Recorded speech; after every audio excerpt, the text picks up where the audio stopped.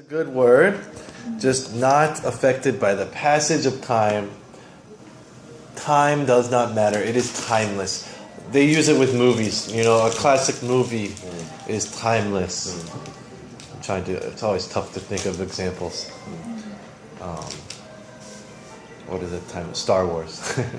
Or Citizen Kane, or some very classic movie is timeless. Music can be timeless. Books are a very good example. The classics, you know, some of my favorite books, they say are timeless.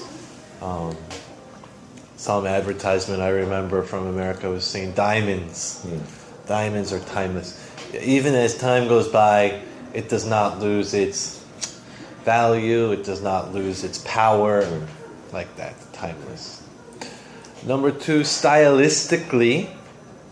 So this one is it's the adverb form of style, right? I was trying to explain the difference between stylistically and stylish. So stylish is an adjective, right? Stylistically, it's an adverb, it's stylistic versus stylish. Stylish is, I don't know if they use it in our reading, but when you hear the word stylish, you think about fashion. Is it stylish? Does it look good? That kind of style, fashion type style. When you hear the word stylistic, you think more like, is it rock style? Is it classic style? Is it blues style? Or like that? You know, what kind of style is it? Whereas stylish is more just good or bad, right? So that is the best I can do to describe the difference between stylish and stylistic. Number 3, intuitively. The noun form would be intuition. So you can use either. You know, if you know something intuitively, you know it's using your intuition or based on your intuition. You could say it either way. And that is just your feelings. Another similar expression we say is just your gut. It is a gut feeling. It is your intuition. Intuitively. You intuitively know to push that door instead of pull that door. Or something like that. Even if that example, there's no handle on it, but just you can tell. Just you know. Oh, I should push this and not pull it. That's kind of a silly example. You know he is lying. He is not telling the truth. Just off your intuition. You intuitively know forecast tomorrow's weather. To forecast tomorrow's weather based on your intuition.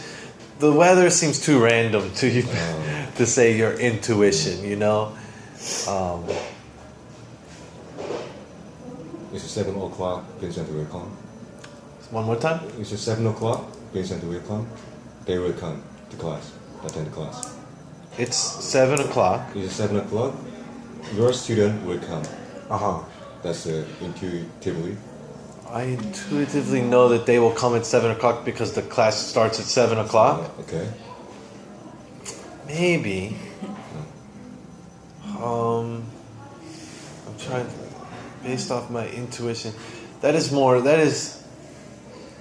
weather is kind of too random, and that is kind of too obvious. You kind of went to both sides. You know, intuition is, you don't know, but you have a really good guess. You pretty much know. You know, your intuition can be wrong. You can be wrong, but you strongly think it is true. So it's something that's kind of unsure. But the weather is just too random. You know, your intuition, whether someone is telling the truth or is a really good example. This says, a great mind thinks intuitively rather than purely academically. So they use their feeling, they use their gut feeling like that. Number 4, enhanced reality. This says, a live or indirect view of a physical, real-world environment whose elements are enhanced. So if you understand the word enhanced, you know, to make something better, to make it bigger, better, more beautiful, whatever, enhanced, stronger. When we will read, he's talking about using enhanced reality in his films. So when I hear that, it could kind of be one of two things. It could be like on a large scale enhanced reality where the best thing I can do is give examples. Did anyone ever see the movie Her? Her, right? That is a really good example of enhanced reality, right? The movie is super realistic. You're watching it, it seems like the real world, but actually the technology is a little bit better, and they have this kind of, their OS, all, like their computer is just constantly talking to them. Do we have that quite in our everyday life? Not yet, but you could easily say, oh, in 5 or 10 years we can have that, you know? Even maybe Avatar, you could call like an enhanced reality. Enhanced reality. There's a TV show called Black Mirror that I like. Kind of like Twilight Zone. Each episode is separate. A lot of times they are doing some like futuristic, enhanced reality type thing. Or it could be on a much smaller scale. You know, he talks about just making people more beautiful, making something brighter, making something bigger. It is enhanced reality. So it could be on a kind of big scale like that, where this whole, it's a kind of a different world, but the key word is reality. When you see it, it doesn't look fake. So maybe Avatar is a bad example, but I think you can get the point. And then number 5, exaggerated. I think you guys maybe know this one. Exaggerated. You make something seem larger, bigger than it really is. When people like to exaggerate when they tell stories, especially some people like to exaggerate. Also, you can sometimes use this word to describe someone's actions.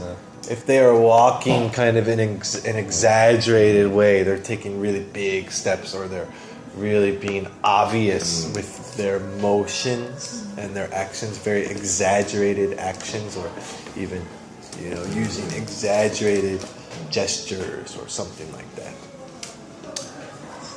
Any questions about those 5 words? No? Okay. Let's